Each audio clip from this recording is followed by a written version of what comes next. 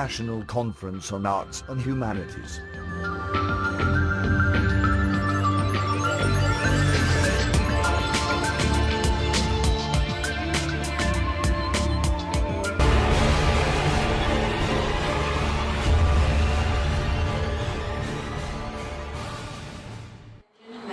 After the delicious lunch, you may feel like dozing off any minute, so hopefully you will be still with me during the artistic journey in Tibetan art tradition.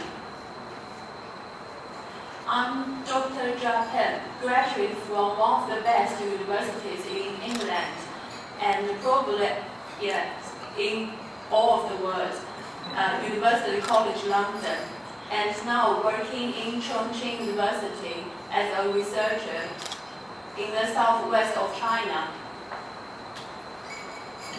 And different from most presenters in this conference, I would like to introduce myself mainly as an artist or painter instead of a researcher in Tibetan Tantric Buddhist painting and its contemporary development. As you can see, my artworks, I developed the traditional techniques and skills from Tibetan paintings, as well as the meditative skills in my own daily life. From the perspective of contemporary Asian artists, I've tried to reinterpreting the classical Western mythic tales and related images by elements that I draw from Chinese and Tibetan culture. For example, this painting of mine entitled The Birth of Venus. Hopefully it would remind you about the Cinderella Botticelli's masterpiece, which was done in the 15th century in North Italy.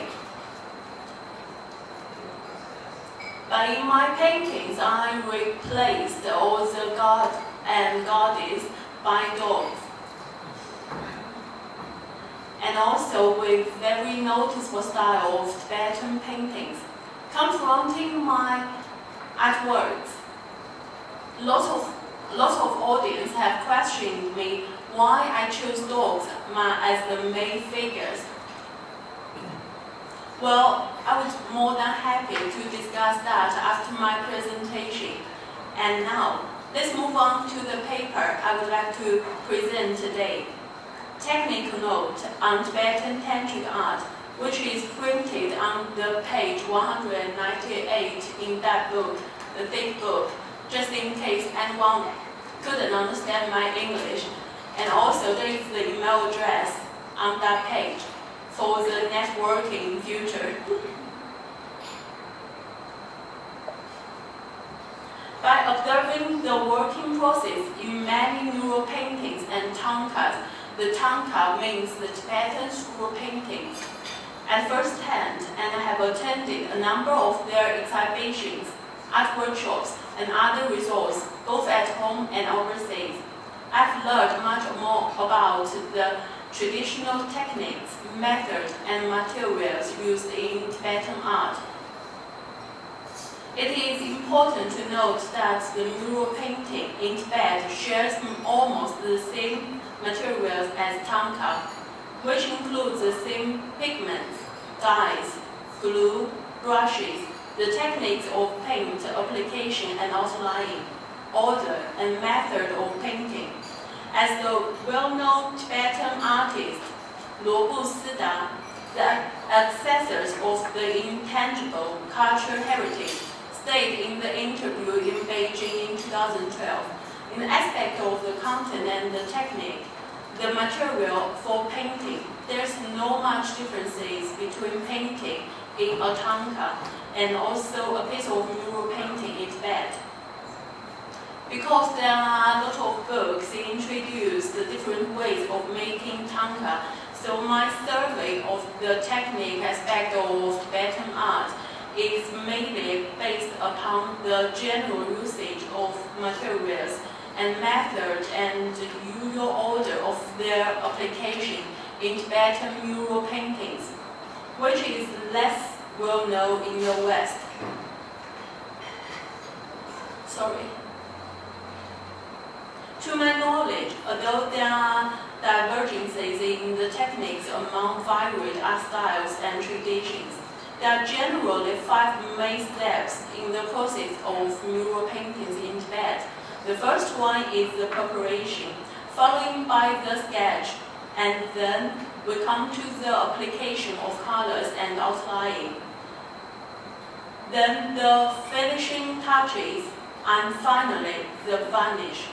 It may sound very similar with the Western oil painting, yet the detailed techniques within the process of making a Tibetan mural painting, particularly the usage of materials like the pigment, organic dyes, and the gold or silver, and the various methods of applying the colors are very much different. Due to the time limiting, I will probably introduce only about the sketch and the most important composition in Tibetan art to you, because that part is the easiest part to understand for the outsider of Tibetan art. The first step in making a piece of mural painting in Tibet is to prepare the painting surface by applying glue and polishing the ground for the painting, which is coupled with a religious ceremony to purify the site. Purifies the site by means of prayer and offering, as well as worship of the deities that are to be drafted. During the process of preparation, the painters enhance their power of visualization and immersion all the deities in their mind clearly. Actually, my own art practice this tantric meditation on a daily basis as well before my painting. Then the painter appraises these deities with their distinctive quality and asks for blessings to enhance them to be inseparable from these deities. They visualize themselves as the manifestation of the awakened mind, as well as these ideal deities. In the next phase of tantric meditation, they visualize these deities along with their realms being dissolved into emptiness. In doing so, they contemplate the no-conceptual, and they recognize that nothing is inherently what it appeared to be, as well as the joy, the bliss, the experience. Therefore, during the later process of painting, the painters should maintain this peaceful, purified, and working state of mind, and in doing so, keep friendly and respectful relationships with people. Also, the painter should not kill animals, eat meat, drink wine, or have sexual relations. Otherwise, it would incur bad luck or punishment for all the people involved with the murals by the deity in the Tibetan religious belief. The next step is to lay down the main chalk lines for orientation and binding the position of the central and other figures, and to sketch the draft of figures in pencil or charcoal on the wall. In reality, this involves much smaller steps, and I summarized it as these 3 smaller steps. Firstly is the 8 main lines for orientation. As you know, in various religious paintings, especially in the Buddhist paintings, the central figures should be placed in the most important part, the central part of the painting. So the 2 diagonals, the verticals, the horizontal, and the 4 counter borders are most important edge lines for orientating. Then the second step is to arranging the composition. From my own observation, the circle or square-shaped composition is most popular and commonly used in Tibetan painting. is usually symmetrical with the important figures in the central and other less important figures grouped around. This needs a master of measurement and preparation of the sketch by applying the ink on the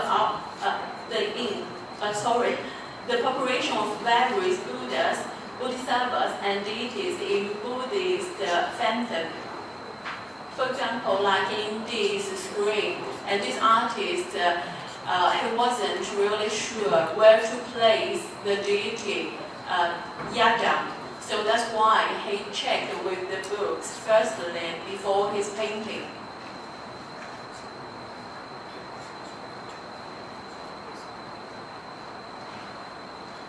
And then, as one of the most famous Western artists who studied Tibetan art, David Jackson, states, all the more than thousands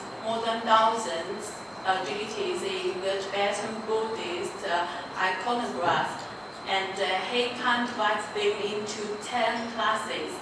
And also, he ranked these 10 classes of deities in a spiritually descending hierarchical order, and you can find it on the page 200. The spiritual hierarchy of the Tibetan painting is obviously manifested in its painting through its vertical position and its figural proportion.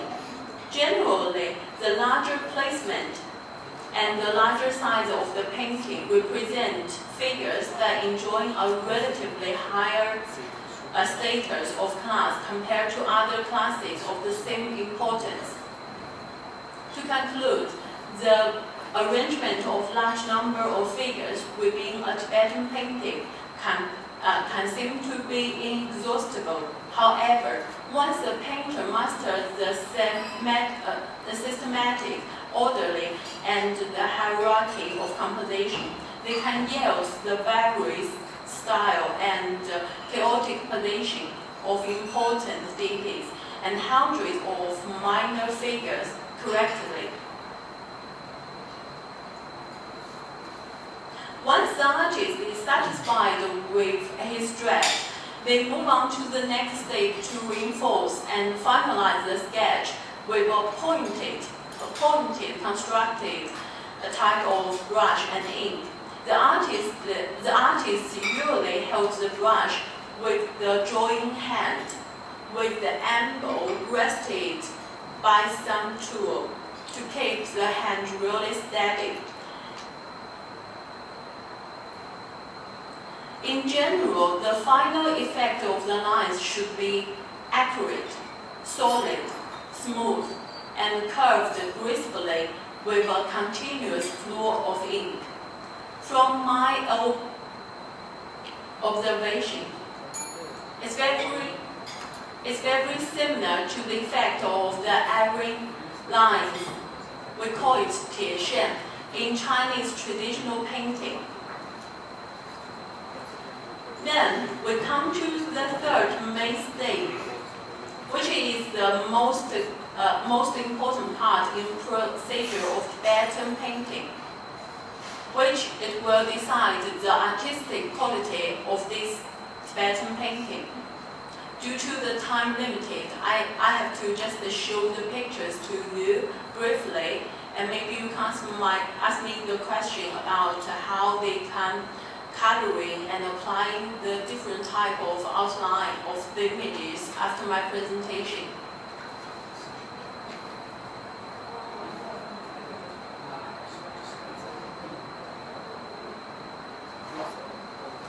There are two main steps in the coloring application: the laying down of the colors so as to fill the area evenly, and finishing through the shading to tint and affect the gradual color transitions, and outlining to highlight the contour.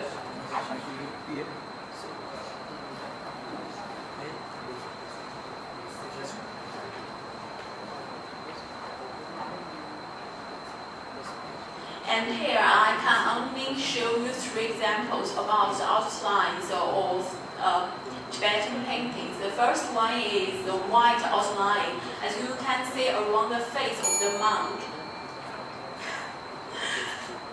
Yeah, and the second one, the black outline. And then the gold or silver outline. You can see and compare the different style of outlining, which has a different sophisticated way of dividing the color and also the shape. Then the finishing touches is after you colored the whole paintings, you move on to the facial features and focus on it, especially around the eye part. Lastly, we come to the Varnish and the unveiling ceremony. Finishing the previous step, all of the Tibetan artists know the painting part has finished, yet the whole process of making the Tibetan painting is not yet complete. They have to protect the painting by making the varnish, which is very similar to the Western paintings. But in Tibetan paintings, the artist usually apply an even thin layer of old-hide glue on the surface, and after it dries, and they apply it the second times.